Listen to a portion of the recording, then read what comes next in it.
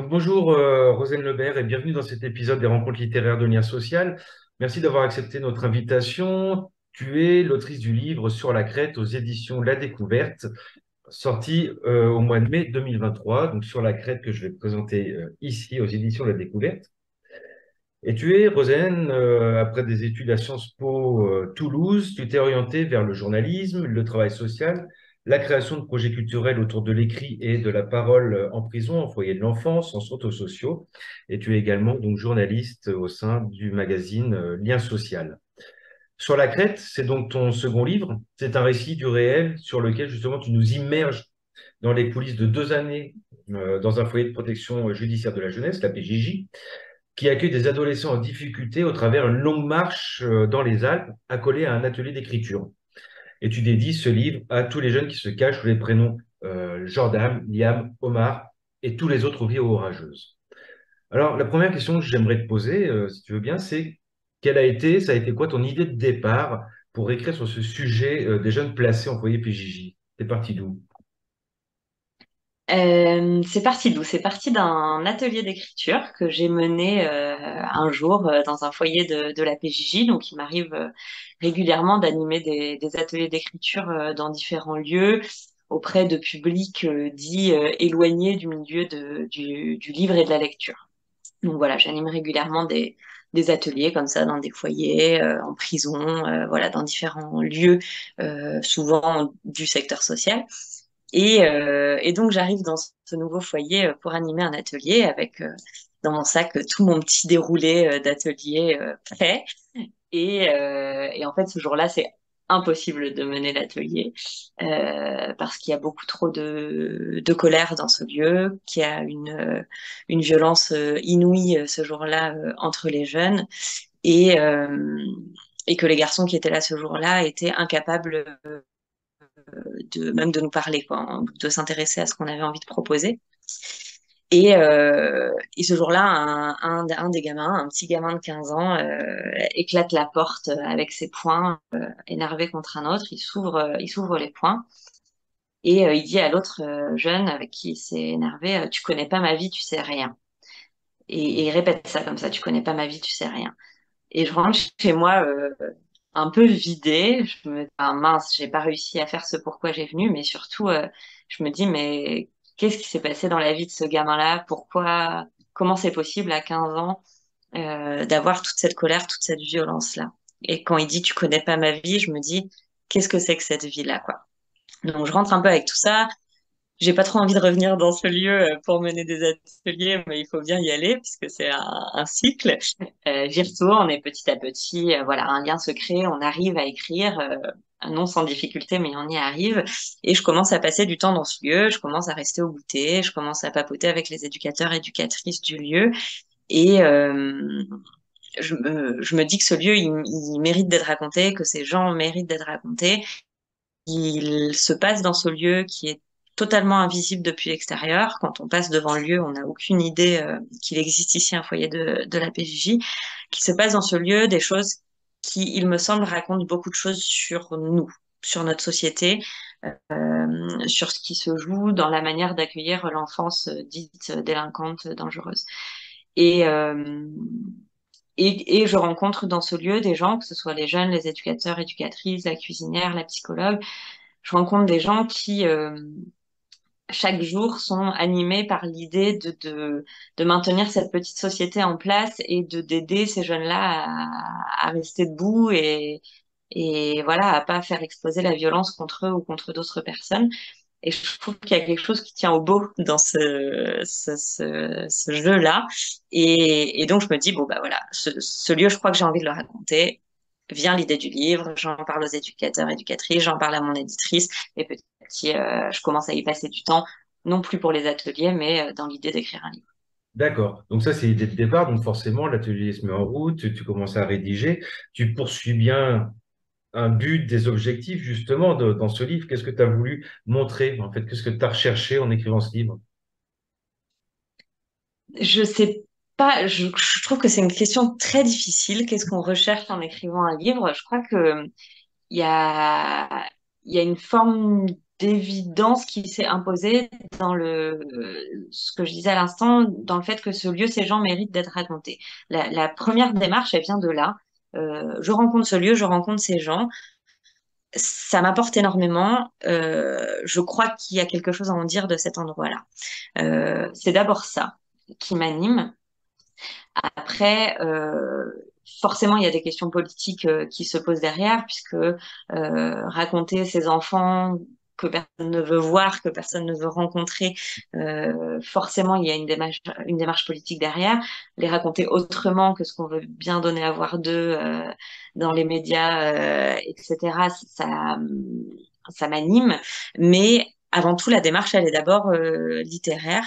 Euh, la démarche, c'est de raconter une histoire et ensuite que cette histoire puisse avoir un impact politique, que cette histoire puisse générer des questionnements, des remises en question, des altérations, des préjugés, des stéréotypes qu'on peut avoir sur les gens, tant mieux. Mais à la base, moi, je raconte une histoire qui, il me semble, mérite d'être racontée. D'accord. Donc moi, j'ai bien compris, parce qu'effectivement, voilà, souvent on a ces stéréotypes de l'enfance dangereuse, donc peut-être justement l'envie de passer derrière, de gratter et d'aller voir effectivement vraiment ce qu'il y a. Ce livre, du coup, tu l'adresses à qui? Parce que moi, en tant qu'ancien éducateur, effectivement, je l'ai trouvé saisissant. Je le conseille d'ailleurs à toute la communauté éducative, que ce soit tous les travailleurs sociaux, mais aussi voilà, plus largement tous les adultes qui peuvent être de près ou de loin avec les jeunes pour connaître un petit peu que bah non, l'enfance dangereuse, elle mérite d'avoir la primauté de l'éducatif sur le répressif, j'ai envie de dire, et c'est ce que montre aussi ce livre. Mais du coup, à qui tu aurais envie de le conseiller? À qui tu l'adresses, ce livre? Je pense qu'il y a plusieurs niveaux, oui, aux éducateurs et éducatrices, évidemment, parce que, et je le vois dans les retours que j'ai pu avoir de professionnels du terrain, euh, c'est un métier qui est très invisible, hein, comme les personnes accompagnées sont invisibles, mais par ricochet, les professionnels qui les accompagnent également. Et je crois que ça a pu faire du bien à certains professionnels bah, de voir que d'autres partageaient ce quotidien-là et de voir quelque part un peu mise en valeur leur pratique au quotidien et voilà que que ces éducateurs, ces éducatrices, ces jeunes-là puissent être des personnages de littérature et ont toute la force de personnages de littérature. Ça, donc, il y a ce premier niveau-là où effectivement c'est une volonté de mettre de la lumière sur ce métier méconnu et de le valoriser quelque part. Mais en fait, il n'y a même pas à le valoriser. Moi, je décris ce qui est et comme c'est un métier qui est incarné, je trouve, à merveille par les personnes que j'ai choisi de raconter. Il n'y a pas grand-chose à faire pour le valoriser. Et ensuite, bah, plus largement, moi, j'aimerais bien que ce livre, il puisse aussi toucher d'autres personnes qui connaissent pas du tout, justement, ce métier-là. C'est pas du tout un ouvrage professionnel où on va apprendre comment devenir éducateur. Peut-être que certains professionnels peuvent y trouver quelques ressources, mais c'est pas le but du tout de l'ouvrage. Le but, c'est peut-être de faire connaître ce lieu-là à des gens qui n'avaient aucune idée qu'existait ce lieu-là derrière cette porte. Justement, donc du coup, tu m'amènes à ma prochaine question. Je voulais savoir, du coup, est-ce que pour toi, l'écriture, le journalisme, est-ce que c'est des manières pour toi d'être plus utile que d'être sur le terrain, ou en tout cas d'avoir une utilité différente pour justement montrer ce qu'on voit pas? Ouais, je sais pas si on peut parler d'utilité. Parfois, quand je vais en reportage ou voilà, quand j'écris ce livre, je me dis finalement être sur le terrain c'est bien plus utile et concrètement au quotidien on empêche des drames et je suis pas sûre que dans l'écriture au quotidien j'empêche des drames, euh, mais ou que j'aide quelqu'un à se maintenir debout parce il y a ces choses-là très concrète dans le métier d'éducateur, éducatrice au quotidien, qui est encore une fois totalement invisible, mais chaque jour dans ce foyer-là, il y a des drames qui sont évités et chaque jour dans ce foyer-là, il y a des gamins qui étaient au fond du seau et qui arrivent à, voilà, à remonter une marche et après ils dégringolent de 4 le jour suivant, mais c'est pas grave, on remonte, etc. Et donc ça me paraît très utile. Euh, Parfois la littérature me paraît bien pauvre par rapport en termes de puissance et d'utilité sociale par rapport à ce que peuvent apporter les métiers du social. Et quelque part, moi personnellement, j'y trouve un peu ma place aussi, puisque donc j'ai été éducatrice.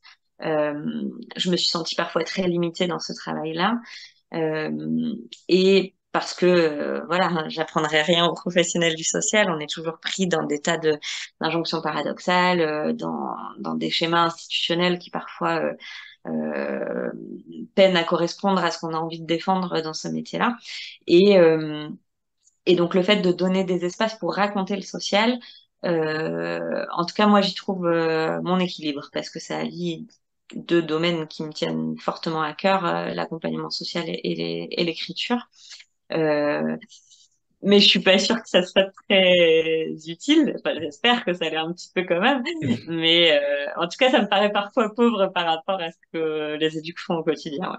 Et pourtant, je trouve que raconter justement la pratique, rendre visible l'invisible, bah, c'est une sacrée arme et qu'on en a besoin justement de prouver l'utilité de nos métiers. Et puis, pauvre, non, parce que je pense qu'effectivement, bah, le crayon, c'est une sacrée arme justement pour pouvoir se raconter. Alors, j'ai une dernière question quand même. Ce serait, voilà, après les jeunes mineurs non accompagnés avec de rêves et de papier, et puis ici la jeunesse délinquante, tu as d'autres projets, d'autres livres? Alors non, pas encore en tout cas. J'ai toujours voilà, j'ai quelques idées qui germent ici ou là, mais c'est vrai que ça a été un projet qui m'a occupée de manière assez intense pendant les 3 dernières années. Et donc là, j'accompagne d'abord celui-ci avant de penser à me lancer dans un autre. Mais ce qui est sûr, c'est que très régulièrement, quand je vais en reportage bah, pour la presse spécialisée, euh, et c'est fou parce que je suis quand même habituée, et systématiquement, j'entre dans ces lieux, je rencontre ces personnes et je me dis, c'est dingue, et, ce lieu existe, ces gens existent, et ils sont totalement invisibles. Et donc voilà, et ça me titille quand même régulièrement de me lancer dans un autre bouquin, mais pour l'instant, il n'y a rien du tout de très concret. D'accord. Bon, ben, on va souhaiter en tout cas longue vie à Sur la Crête. Merci beaucoup en tout cas, Rosane, d'avoir répondu à nos questions. Moi, je rappelle que vous pouvez retrouver cette chronique littéraire complète dans le numéro 1341 donc du magazine Lien Social. C'était celui-ci. Et également sur notre site Lien Social, hein, www.liensocial.com. Et puis, vous pouvez aussi vous abonner à la revue Lien Social. Donc, je rappelle, je le remonte ici, hein, donc Sur la Crête de Rosane Lebert aux éditions La Découverte, sortie en mai 2023. Merci encore beaucoup, Rosane. Un dernier mot pour conclure, peut-être? Merci à toi. Merci à toi pour l'invitation et puis bah, longue vie aux chroniques littéraires de Lien Social. Merci, c'est cool. À très bientôt, en tout cas, tout le monde. Merci de Bientôt. nous suivre pour un prochain épisode. Et puis, longue vie à Sur la Crête. Merci beaucoup, Rosane. À très bientôt, À tout le bientôt. monde. Au Au revoir. revoir.